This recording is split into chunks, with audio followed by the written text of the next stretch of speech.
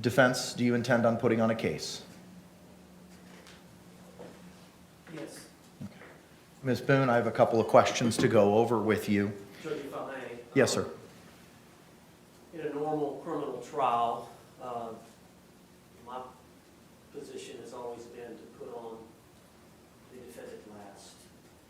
Call whatever witnesses, put on exhibits, photographs, and then the client would be the last person to testify.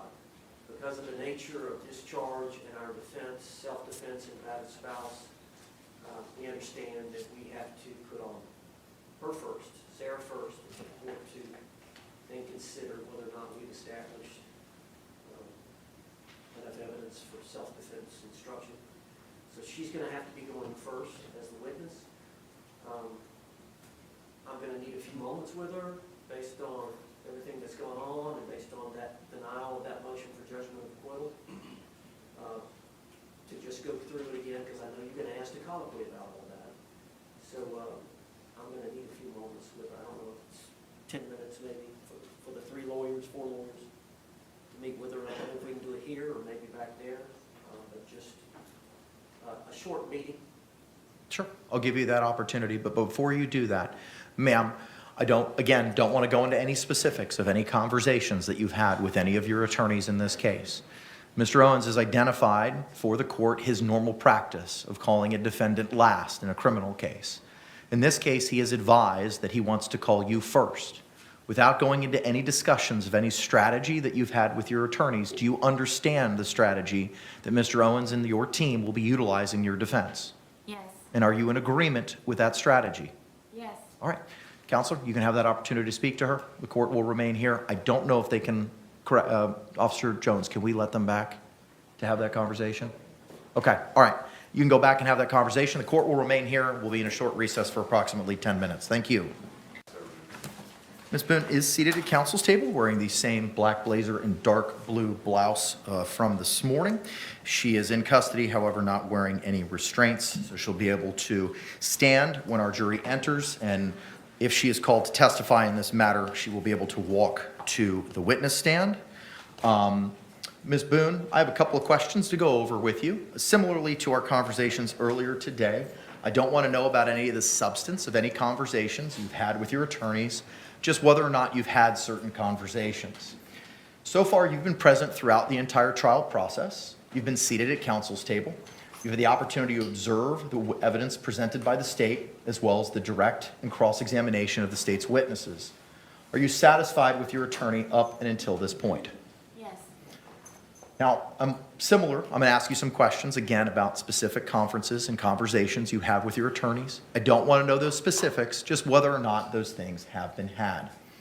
Have you had the opportunity to discuss with your attorneys whether or not you would like to testify as a witness in this case? Yes.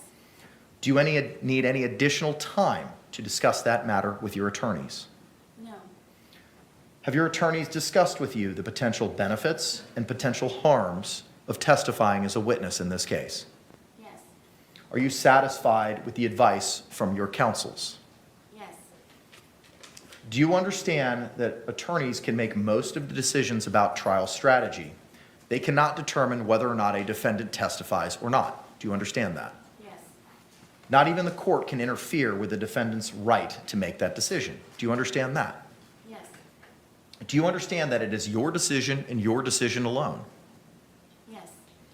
While counsel can give you advice on whether or not it would be wise for you to testify in this case, do you understand that you can ignore counsel's advice because the final decision is yours? Yes. Do you understand that you have the right to remain silent? Yes. Did you hear me explain to the jury at the beginning of the trial how the right to remain silent is absolute, and the fact that a defendant did not testify cannot be considered as evidence of guilt or influence their verdict in any way? Yes. Before a jury begins its deliberations, the court will read another jury instruction if you decide not to testify. This instruction orders the jury not to consider your silence as evidence of guilt or to consider your decision at all. Would you like me to read that instruction for you at this time? Yes. It is instruction 3.9a, entitled Defendant Not Testifying. The Constitution requires the state to prove its accusations against the defendant. It is not necessary for the defendant to disprove anything, nor is the defendant required to prove her innocence. It is up to the state to prove the defendant's guilt by evidence. The defendant exercised a fundamental right by choosing not to be a witness in this case. You must not view this as an admission of guilt or be influenced in any way by her decision. No juror should ever be concerned that a defendant did or did not take the witness stand to give testimony in the case. Do you have any questions about this instruction? No, Your Honor. Do you understand that if you choose to testify, you are waiving your right to remain silent? Yes. That means once you begin to answer questions, you have to answer all questions unless I instruct you not to answer a question. Do you understand that? Yes. You cannot pick and choose which questions you want to answer and not answer. Do you understand that? Yes. Do you understand that if you refuse to answer any questions, the court can impose sanctions, such as holding you in contempt, striking your entire testimony, and instructing the jury not to consider any of your testimony? Do you understand that? Yes. If you choose to testify, you will also be subject to cross-examination and impeachment. That means the state could ask you about any prior felony convictions or convictions for crimes of dishonesty if you have any such convictions. If you have any such convictions, the questions will be limited to whether you have such convictions and the number of same. Do you understand that? Yes. Are you aware if you have any such convictions? Yes. State? Are you aware of any felony convictions or convictions for crimes of dishonesty? No, I believe she's answering an affirmative. She's aware that she doesn't. Okay, so you have no such convictions. Okay, thank you for that clarifications, ma'am. As there are no convictions, and that number is not in dispute, the state will not be permitted to inquire into those matters. Have you had enough time to discuss your decision to testify or not testify with your attorneys? Yes. Again, do you need any additional time? No. Has anyone forced you, threatened you to get you to testify or not testify in this case? No. Has anyone made any promises to you to get you to testify or not testify in this case? No. Are you satisfied with your counsel's advice so far in this case? Yes. Are you making this decision freely and voluntarily? I am. Did anyone force you, threaten you, or coerce you to testify in this case? No. Would you like to testify or not testify as a witness in this case? Testify. Okay. And ma'am, similarly, after you've had the opportunity to converse with your lawyers again, I want to confirm that you're on board with the strategy that they've utilized in your defense in this case, Yes, I understand. including calling you first. Yes. Okay, all right. I want to remind you, ma'am, that you can change your mind. You just have to let your lawyers know before the jury comes back in. Do you understand? Yes. State, anything else we need to address? Just that the law of the case is that there should be testimony from the defendant of an overt act that particular day before there is testimony about reputation evidence, prior instances of violence, or any of the ancillary things that come with self-defense. Holland case speaks for itself. Anything further? I do want to talk about that, but as it relates to her right to remain silent or testify, I have nothing about that. Okay, then what do we need to address with regard to Holland? Well, I've got three issues. One is Holland. The other is, I've got these gloves. My client and I would like to take a few moments to look at the suitcase and to look at that. And then the third thing is that the state had filed that motion for the in-camera hearing. I don't know, maybe we need to hear that before she testifies? Court's not going to address that at this time. Okay. We'll address that later in the proceedings. So the two things, number one, of course, I've got a lot of photographs about the prior violence that Jorge Torres committed on Sarah Boone, and there is a dispute about whether or not I have to establish an overt act that she responded to, that she considered an imminent threat, and that she took evidence, or she took action to either block or physically restrain Jorge Torres from committing an act of violence on her. But Judge, if you'll remember, during the 2-hour interrogation, the officers make mention that they are aware of the prior incidences of violence. So I believe the door has been open, that I can go into that based on those statements by the two detectives. If you remember, they introduced this 2-hour video. She says, he comes at me all the time.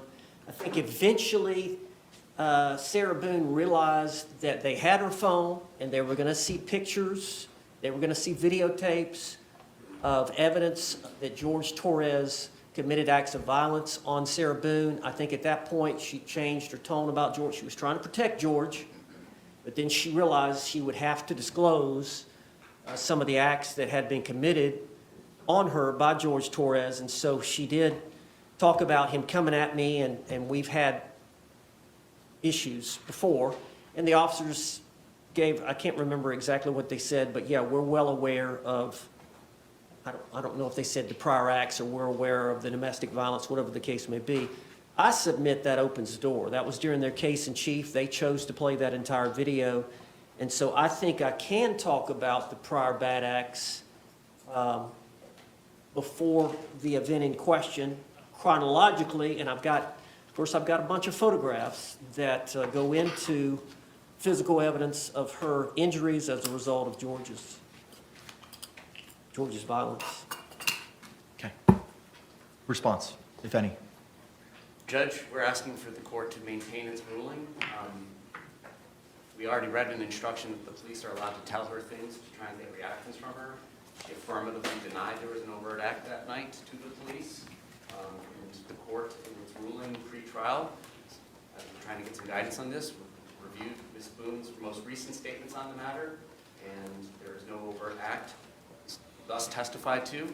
So we are hopeful that we will maintain that ruling, and I don't know how it prejudices her or her team in any way to establish an overt act on February 23rd, 2020, before we go into reputation evidence, prior instances of violence, or matters of syndrome evidence. Any other further argument, Mr. Owens? Yes. All right.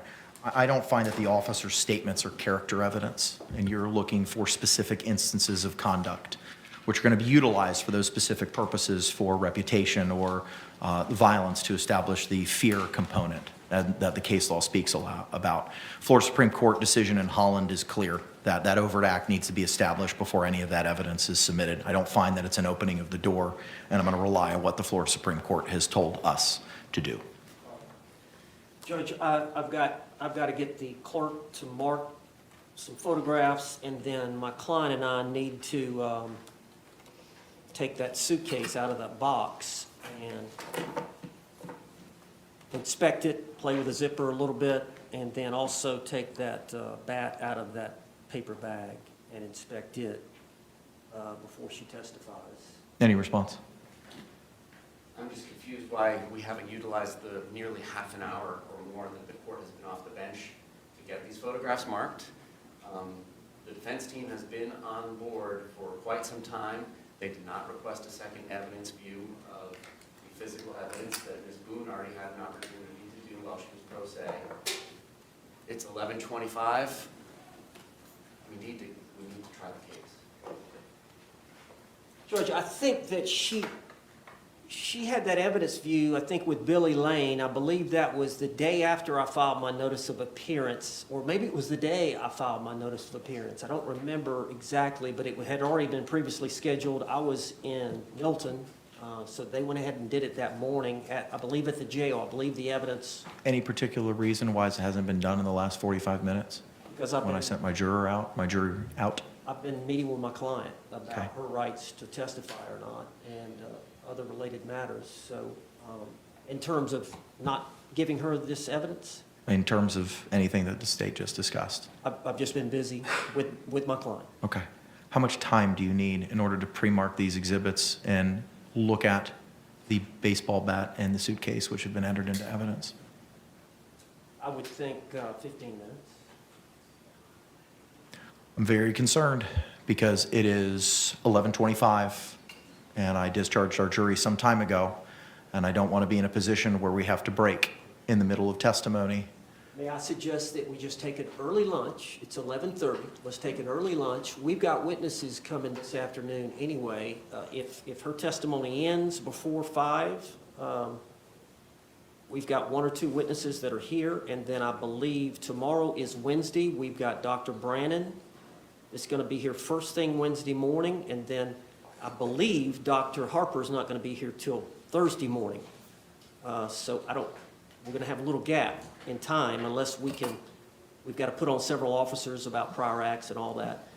But I think for purposes of this, Judge, in the abundance of caution, I feel like I need to go over this evidence with my client before she testifies. And I have not had a chance to view that evidence, other than seeing it here today. But I think I need to do that with her before she testifies. Okay, can the parties approach for a moment? It is 11:35. Councils have matters that they need to address with Madam Clerk for the pre-marking of exhibits, and along with the review of the suitcase and bat, which were previously entered into evidence. I'm going to bring based on the agreement of the parties, I'm going to bring our jury panel in at this time, release them for lunch, give them a similar instruction to the instructions they've been provided earlier, and we will commence promptly at 1 o'clock this afternoon. State, any disagreement with the battle plan so far? No, sir. Same question, Mr. Owens. No, sir. All right, let's go ahead and stand back, bring back in our panel. State, do you recognize our jury? Yes, sir. Defense, do you recognize our jury? Yes. I thank you all can be seated. Members of the jury, again, once you're seated and comfortable, if you could raise your hands to confirm that you complied with the court's instructions. All right, thank you very much. Thank you for your patience. Matters with counsel took a little bit longer than we anticipated. We're going to take an earlier break today. It's 11:35. We anticipate the defense putting on a case this afternoon, and we don't want to get into it and then have to break a half an hour into it. So we're going to go ahead and take that break at this time. I'm going to give you a similar instruction as I've read to you over the last couple of days. Jurors, you must not conduct any investigation on your own. This includes reading newspapers, watching television, or using a computer, cell phone, the internet, any electronic device, or any other means at all to get information related to this case or the people and places involved in this case. This applies whether you are in the courthouse, at home, or anywhere else. You must not visit places mentioned in the trial or use the internet to look at maps or pictures to see any place discussed during the trial. Jurors, do not watch local news or read local newspapers. Jurors must not have any discussions of any sort with friends, family members, or even your fellow jurors about the case or the people and places involved. So do not let anyone make comments to you or ask questions about the trial. I want to stress again that just as you must not talk about this case face-to-face, you must not talk about this case by using an electronic device. You must not use phones, computers, or other electronic devices to communicate. Do not send or accept any messages related to this case or your jury service. Do not discuss this case or ask for advice by any means at all, including posting information on an internet website, chat room, or blog. With that, members of the jury, I thank you for your time and your service and your attentiveness, and we'll see you at 1 o'clock this afternoon. Thank you.